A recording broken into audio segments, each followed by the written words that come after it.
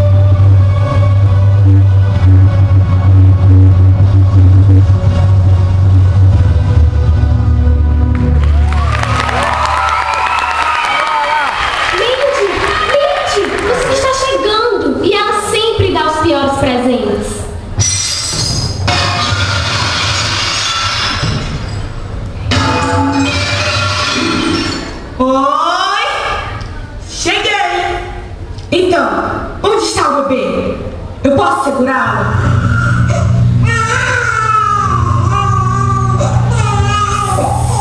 Ei, bebezinho, para de chorar. Para de chorar.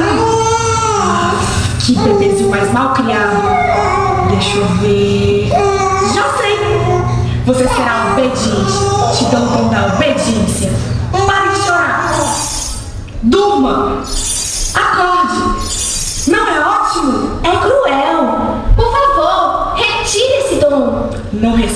presente de volta. Mas posso transformá-la em esquilo se preferir. Não,